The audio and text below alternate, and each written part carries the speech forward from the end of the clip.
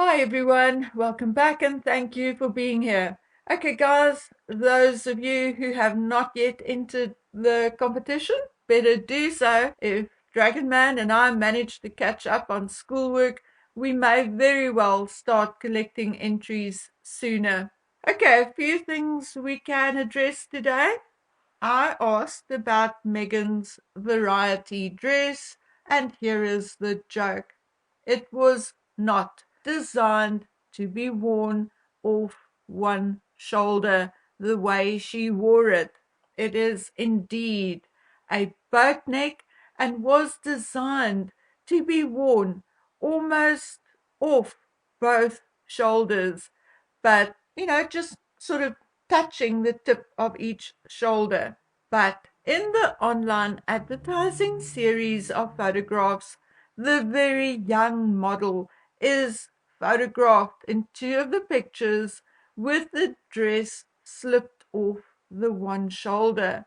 It is just a pose and does not mean it has to be worn like that. In the other photographs taken from the back and the front, the dress is worn as it should be, just barely touching the tip of both shoulders. When worn like that, like it is meant to be, the zipper does not bulge like it did on Megan. Anyway, forget the model and her photographs. I asked and was told that once you bought the dress, you can wear it any which way you want. But it was indeed not designed as a one shoulder dress. It was designed as a slip styled dress with a wide boat neck. That is the description. So watch out. Next time Megan sees a model pose with wide open legs, she is going to do it as well. Um, I think she has already done so. Anyway, let's just move on. But laughing as I am, I can only laugh. The insanity is really getting out of hand. Honestly, Megan can come sue me for everything I do not have. I don't care. But either the media, including hundreds of journalists and editors, have completely lost it, or she and Harry, or just her, or one of them, and I'm assuming it is her, is 100% certifiably insane and need urgent intervention. My dears, Christmas is only a couple of weeks away, and already we are starting with will they, won't they? And I may be wrong, but I think this time the Hockles will they, won't they is totally ridiculous and oh so transparent and quite frankly becoming boring. Well, the newspapers are, of course, speculating about whether the Harkle family will be invited to Sandringham over Christmas and whether they will accept or not. And, of course, then the newspapers answer their own questions by saying they will gladly accept on condition security is provided for them. Now, right there, I knew it was a load of rubbish, pure unadulterated BS, a figment of someone's imagination, or maybe wishful thinking.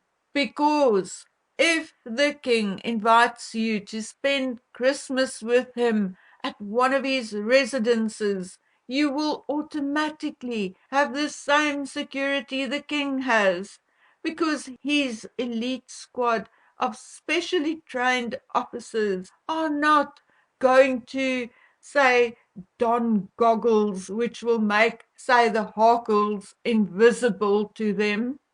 No, when you are in the king's company, even just in the same building as him, you automatically have the same protection. So what the F are these papers talking about? Or shall I ask, what the F is Meghan talking about? Because this sounds just like her. I can actually hear her speaking in these articles. Anyway, I think it is a load of bollocks. I cannot see or even imagine William and Catherine falling in line and walking to the church alongside Harry and Meghan. Sorry, guys, I just cannot, particularly not alongside Meghan Markle. It is not going to happen, and I think, should, say, King Charles insist, William will take his family and go visit the Middletons. No Sandringham Walk with George, Charlotte, and Louis. So, my dears, what do you think Charles will choose? I think it will be the easiest decision the king has ever made.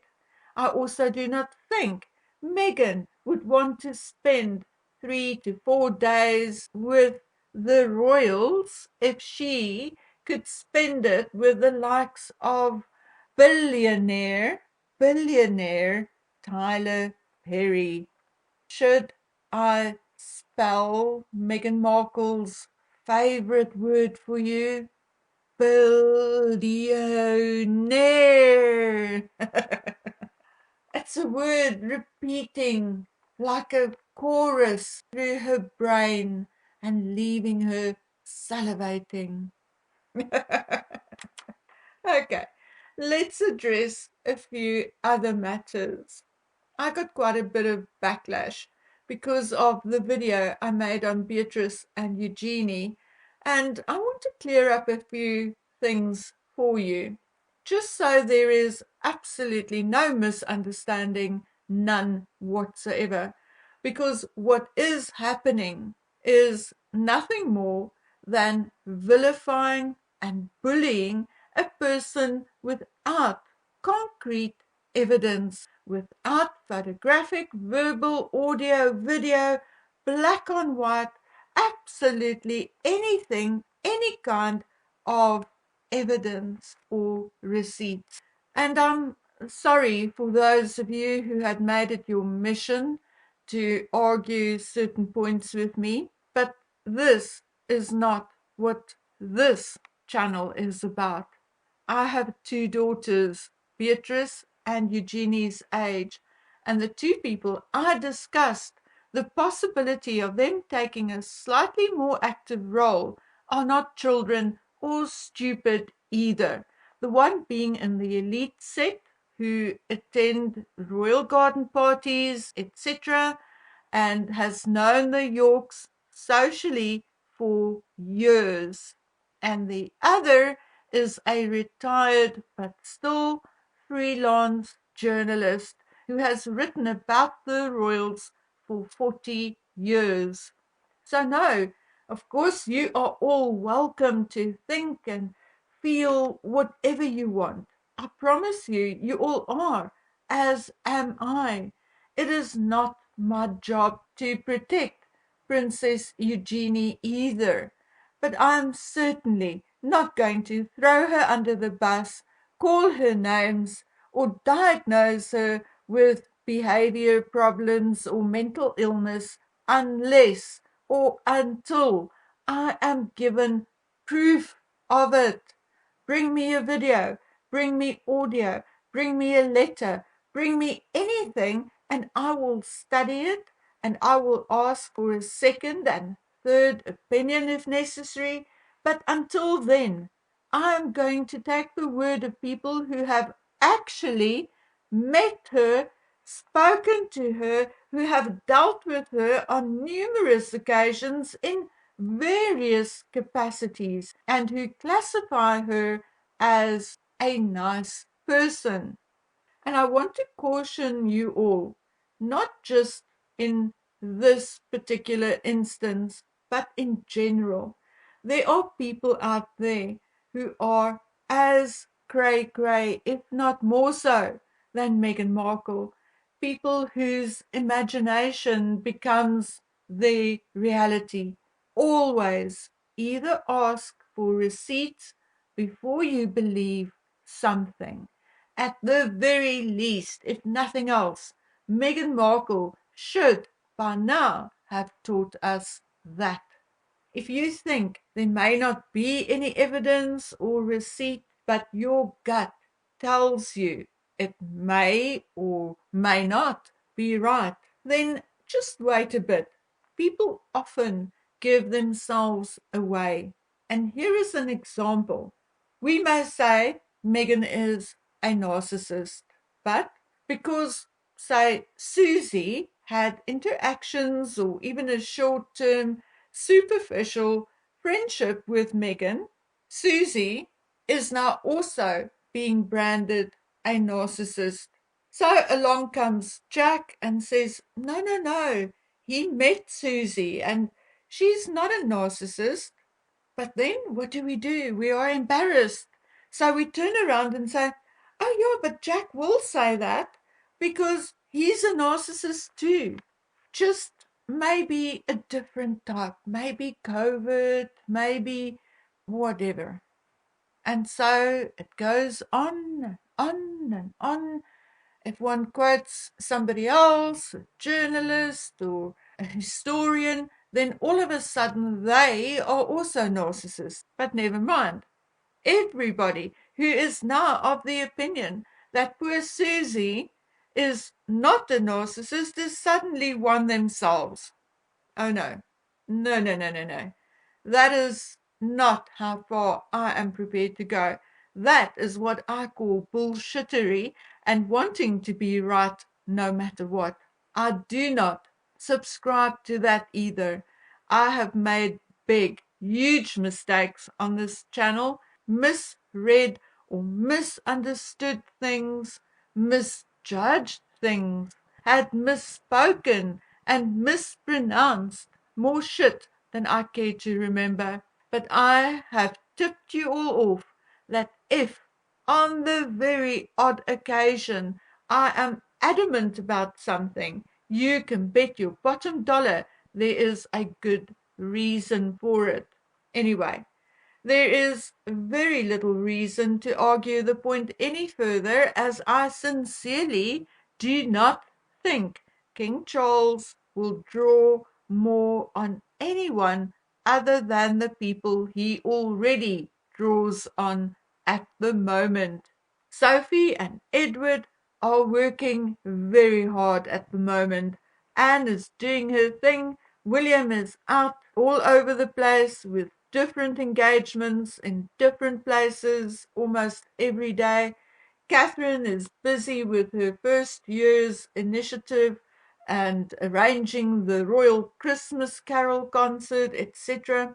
Now, I also think that when the time comes for William to take the throne, he will go the route of King Philippe of Spain, and except for the odd occasion that King Philippe and likewise William will call on a sister or a cousin or whatever, William will, just like King Philippe, only rely on his wife and 3 children to eventually do royal duties. I personally also think that more and more countries will vote for their full independence from the crown with their own elected head of state. So William and his son eventually will increasingly have only Britain to keep happy or appease. So don't worry, leave Beatrice and Eugenie alone. They are doing good work for their chosen charities, so let them, don't break them. Okay, and just quickly before I go, I'm following the controversy surrounding Scabies' description of the timeline and poor Harold being left on his own. Clearly, Scabies got a very one-sided story there. The kind where recollections definitely vary. Yes, no one wanted Megan there. And why would they? She was virtually a stranger to the Queen. How much time did she even spend with the Queen, all in all? A couple of days or a couple of hours? Nobody has ever taught Meghan that a friend is someone you have spent time with, shared good and bad times with, and walked a sometimes thorny road with. A friend is not someone you meet once or twice and only exchange a couple of courteous sentences with. And family? Family is more than blood. Death and dying is a very, very private experience. And if a person is lucky enough to have people there with them, it is usually those closest to him or her, their spouses or their children, not a crowd of exes and nieces and neighbors and grandchildren, wives, etc. It is a passing, not a football match. The Dukes of Kent and Gloucester and Prince Michael, Beatrice, Eugenie, and many other people much closer to the Queen were not there.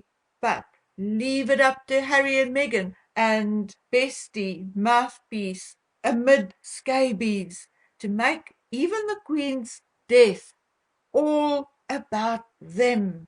It is despicable, and that is why I kept quiet until today, because I knew if I came on here in a very emotional state, I may have called amid scabies things that you may rather not have wanted to hear. Anyway, moving on. Of course, the story he is telling is the one Meghan and Harry, or just Meghan, or just Harry told him. But for him to actually write it, to put it in a book, shows what a shallow, cheap, classless piece of he is. It is just not done, particularly not in certain circles where the public personas are removed from the private personas. As for Scobie saying he's not Meghan and Harry's pal or their mouthpiece, and them saying again that they had nothing to do with the book, is just a joke. This time they were just a little more clever. They had scabies come to them in California, and obviously one of the sycophantic staff on their payroll were the go-between. That is, if Megan did not do it all by herself. Come on, I mean, how else would scabies have known what messages, what replies Harry got or did not get, what he said while with his grandmother's body? I mean, pray tell, Mr. Scabies, how would you know unless one of the two actually told you? Okay, guys, and I think on that note, I'm going to step away from the royals and the nasty Mr. Scabies and his two bosses, and I am going to go do other more pleasurable things. Okay, but it was good being here with you, and until we meet again on the next one, you know what you have to do. Please take good care of yourselves. Bye.